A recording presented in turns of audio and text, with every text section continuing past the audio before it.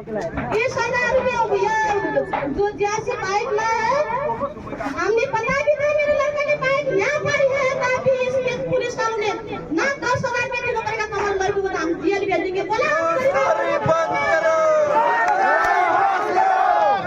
भाई कौन था तू? कोई बात गांड ढूंढनी है इनकी, गांड ढूंढनी है, गांड ढूंढनी है। खड़ा उठा ले कौन सा? चल हाथ छोड़ा ले, मैं उतर जा, चल खड़ा उठा ले। किसी का चोरी नहीं किया। आपने मेरे बेटा ने बोला मेरी मम्मी यहाँ है, मम्मी को भी हमको भी पता नहीं दिया। मेरा जेठ के लड़की पोपट में रहते वो भी नहीं छुड़ाने मेरी अल्लाह माफ कर बोला अगर कौन था मेरा लड़का कौन तो नहीं था गाड़ी वाला दूसरी लेके देगा कोई मेरा लड़का कौन देता है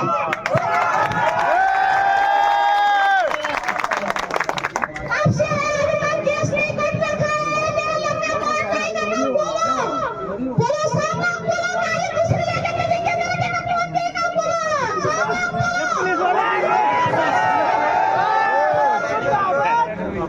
पुलिस वाला को साला फोन करा दिया था मां मान के उसको मारा क्यों है अगर काट मैं दिखा दूंगा मेरे बेटा को लेटा लगा के मारा गाड़ी को बदले में गाड़ी खड़ा पर मेरे बेटा को मुझे फोन किया था बताओ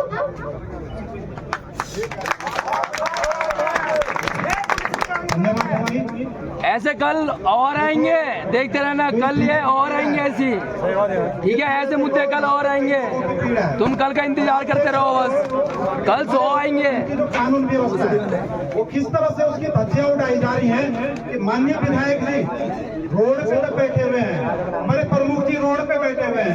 आप सोच लो कि आपके हमारी गिनती कहाँ है? देख लो भाई, इतना समय आ चुका है, ऐसा समय आ चुका है कि अगर हम इस समय एकता का परिचय रवाई घाटी में नहीं देंगे तो आने वाले समय में किसी की भी आप देख रहे हो स्थिति की भी आप अभी बातें सुनी जो इसकी बातें हैं पीड़ादायक है। ऐसा एक के साथ नहीं भाई तू है तुम्हारा जाने की पट्टी में हमारा बोलो वहाँ पे जो है बोला कोई नहीं 20 किलोमीटर चल के आए हैं पुलिस वाले मारा तेरे को मारा तेरे को मारा तेरे को कौन किया उन लोगों ने कौन किया 3 दिन तक मारा मेरे बेटा को और उमरने के बाद भी गाड़ी का पता लगाने के बावजूद भी मेरे बेटा को अगर मेरा बेटा बहुत ज्यादा है डर के मारे मेरे बेटा को भगा 3 दिन तक बच गया फिर छोड़ा क्यों मेरे बेटा को अगर बहुत ज्यादा तो पुलिस को पता नहीं होता है कैसे पुलिस वाले हैं ये इन लोगों को पता नहीं है पुलिस वाले कैसे होती है उनको बच्चों को ऐसे मार देंगे तो कैसे लगेगा उनको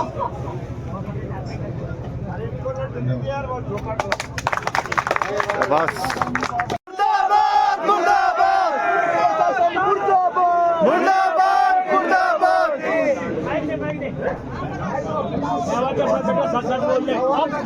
वीडियो बना रहे वहाँ से मैं वहाँ जा रहा था ऊपर तो वहाँ एक्सीडेंट हो गया। फिर मैं पुलिस वाले आने दिन मैंने सारा बताया ऐसा ऐसा हो गया। फिर भी ये जिनका नाम है भूपेंद्र सर वो आए ऊपर फिर कमरे में मेरे को झपट मारा ऊपर पहले। फिर उसके बाद आया मैं मेरे को झाँक गया यहाँ पर। फिर मैंने बोला घर पर बता दो मैं ऐसा हुआ फोन भी ले गया मेरा और उसके बाद फोन स्विच ऑफ कर दिया सीधा मेरा फोन। मैंने दीदी को बताया पुलिस वाला को बताया दीदी आई फिर दीदी को कोई नहीं है यहाँ पर भी काम कर मैं बोल रहा नहीं आ चुका है वहाँ पर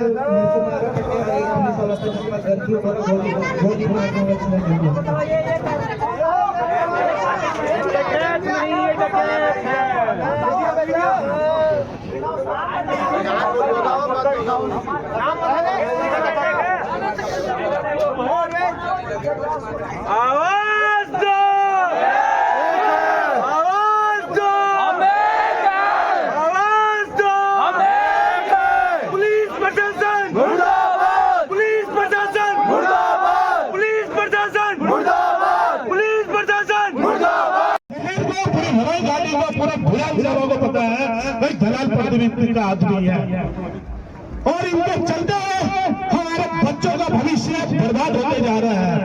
सुमित रावत जो भी द्वारा अपनी रोजगार के लिए अपने परिवार के कि जीवन यावत के लिए जो पूरे देश प्रदेश में धक्के खाता है, तब जब कुछ जमा पूंजी अपने परिवार के लिए इकट्ठा करता है, ये न जाने कल इसके चरित्र में भी पता नहीं क्या क्या दाग लगा देंगे और जिसकी वजह से ये बेचारा फिर बर्बाद हो जाएगा।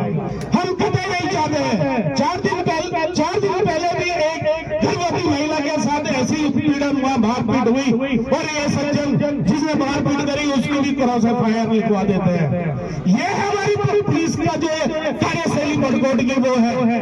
तो और वो व्यक्ति उसकी वजह से पहले एक घर उजड़ चुका है, उसकी वजह से एक बच्चे ने आत्महत्या करी है।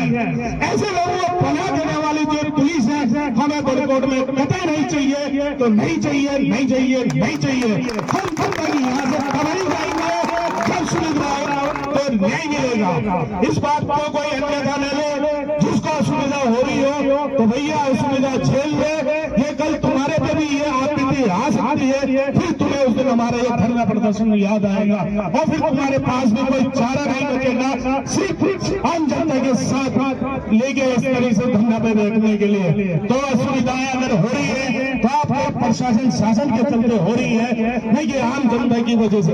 आम जनता तो बेचारी यहाँ पे अपने हक मांगने के लिए बैठ गई है। हमें क्या, किसी को क्या पड़ी। तमाम लोग जितने हैं सब काम रोजगार वाले हैं, अपनी राजनीति करने वाले, किसके पास इतना समय की इस चीज के लिए धरने पे बैठने का समय बर्बाद करेगा। अगर किसी को असुविधा हो रही है तो उसका जिम्मेदार जो है वो पुलिस प्रशासन और ये हमारे शासन है, इसके अलावा कोई दूसरा नहीं है। इसलिए मैं उन सभी लोगों से क्षमा चाहता हूँ जिनको असुविधा हो रही है। अगर उन्हें अपनी लड़ाई लड़नी है तो वो सभी लोग भी इस जन आंदोलन के साथ हमारा साथ दे। जय उत्तराखंड, भारत माता की, भारत माता की। पुलिस प्रशासन, पुलिस प्रशासन सुविधा आपको नहीं मिले, सुविधा आपको नहीं मिले, सुविधा आपको नहीं मिले। धन्यवाद।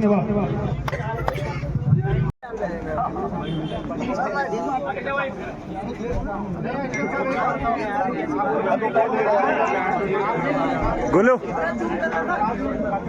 आगे रख, ऑन कर दो, उसे ऑन कर दे।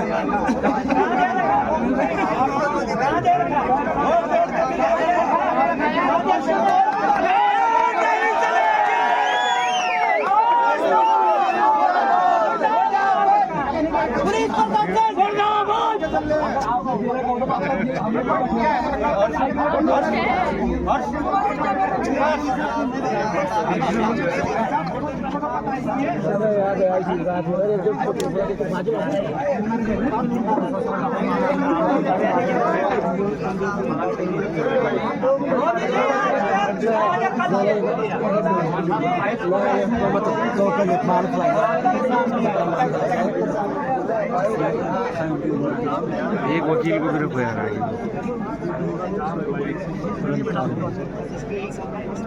का तुला काय यार लग सोडून ते मग सोडून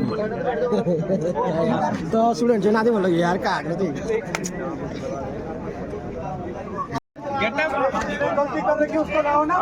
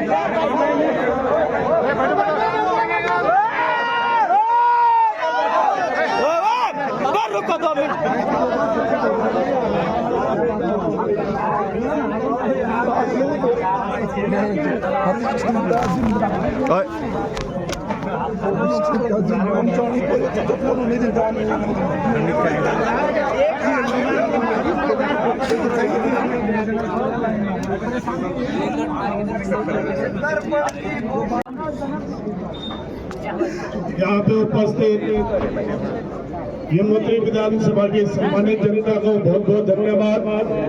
जो आप ये आंदोलन जन आक्रोश आंदोलन जो आप इतना शांतिपूर्ण ढंग से कर रहे हैं, आप सब इसके बधाई के पात्र हैं।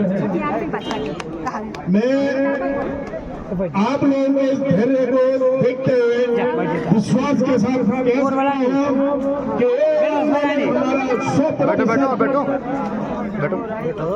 उम्मीदों में खड़ा उतरेगा। जब तक भाई सुमित राव को न्याय नहीं मिल जाता है, तब तक आप सभी लोगों को धैर्य के साथ इस आंदोलन को आगे बढ़ाना है। ये जो आंदोलन है, इसकी जो ये नौबत आई है, ये नौबत सिर्फ इस बात पे नहीं आई है कि आज सुमित रावत के साथ इस तरह का कृत्य जो पुलिस प्रशासन द्वारा एक व्यक्ति के इशारे पे किया गया है। विगत कई महीनों से देखा जा रहा है कि क्षेत्र के युवा नशे की तरफ बहुत ज्यादा जा रहे हैं। मैंने व्यक्तिगत तौर पर बहुत बार भी सर्कल ऑफिसर को भी इस बात से अवगत कराया, क्योंकि जो सज्जन इस थाने के थानाध्यक्ष है, उनसे तो बताना ही अपनी बड़ी भूल है। तो एक तो इसका ये मुख्य कारण है, दूसरा कि चुनिंदा दलालों के इशारों पे ये थाना बड़कोट हमारा चलता है। जो इस प्रकार की दलाली है, न तो रवाई के लोग करते हैं, एक चुनिंदा लोग करते हैं, और न रवाई के लोग इस तरह की परंपरा को किसी भी तरह से सराहना करते हैं। परसों सुमित के साथ हुआ, 4 दिन पहले छटांगा में एक परिवार के साथ हुआ। पुलिस की कार्यप्रणाली देखिए ना, जो पीड़ित पक्ष है उसी के ही खिलाफ FIR हुआ दी। कहते हैं कि भाई ये महिला की मेडिकल रिपोर्ट नहीं है, तो किस आधार पर हम कार्रवाई करेंगे। किस तरह की विवेकहीन पुलिस है, जबकि उसको पता था कि जो पीड़ित महिला है वो गर्भवती है, और उस घटना के 2 दिन बाद ही उसकी डिलीवरी हुई है। वो तो माँ यमुना का आशीर्वाद, भूत देवता का आशीर्वाद हम सब पे हमेशा बना रहा कि किसी भी तरीके से वो जो बच्चा जो डिलीवरी हुई है उसकी, वो ठीक हो गई है। खुदा ना खास्ता कुछ अनहोनी हो जाती, फिर इसका जिम्मेदार कौन होता। पुलिस ने मेडिकल रिपोर्ट इसलिए नहीं बनाई कि एक गर्भवती महिला का मेडिकल रिपोर्ट, क्योंकि उसमें एक्सरे CT स्कैन वगैरह होता है, तो जिस वजह से उसका मेडिकल जो है वो नहीं बन पाता। और पुलिस इतनी विवेकहीन है कि वो जाके ये पता करने को राजी नहीं है, सारा गांव गवाही देने को राजी है कि फलाने ने उसके साथ मारपीट करी, और पुलिस ने उसके खिलाफ कार्रवाई करने के बजाय करेगा उल्टा जो पीड़ित परिवार है उसके ऊपर FIR कर दी। ठीक है, तो जिस व्यक्ति ने ये एक गर्भवती महिला के पे जो हमला किया, मारपीट जो करी, उसकी वजह से एक घर पहले ही उजड़ चुका है, कुछ दिनों जेल में भी नहीं आया है। ऐसे लोगों को बढ़ावा देना, नशे को बढ़ावा देना, और चंद दलालों के इशारे पे जो ये थाना चल रहा है, इस आंदोलन का सबसे मुख्य कारण ये है। आज माननीय विधायक जी को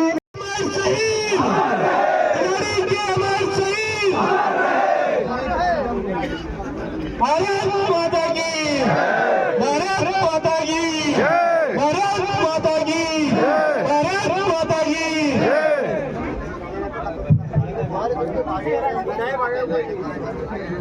इस बात के लिए किसी को कोई चिंता करने की जरूरत नहीं है। चिंता अगर करनी है तो शासन प्रशासन को करनी है, जिनकी वजह से आम जन को असुविधा हो रही है। आज जो धरना प्रदर्शन है ये भी आम जन के लिए ही है, ये किसी का व्यक्तिगत धरना प्रदर्शन नहीं है। ये उन्हीं आम जन के लिए है जो छोटी सी असुविधा जिनको हो रही है, कल उनको जब आप बीती होगी तब उन्हें समझ में आएगा। तो इसीलिए जो हम सब लोग ईमानदारी के साथ आम जनता की लड़ाई लड़ रहे हैं, फिर अगर कुछ आम जन लड़ाई को अपनी लड़ाई नहीं समझ रहे हैं, तो अगर वो असुविधा महसूस कर रहे हैं, तो हम किसी को भी इस बात की चिंता नहीं करनी चाहिए।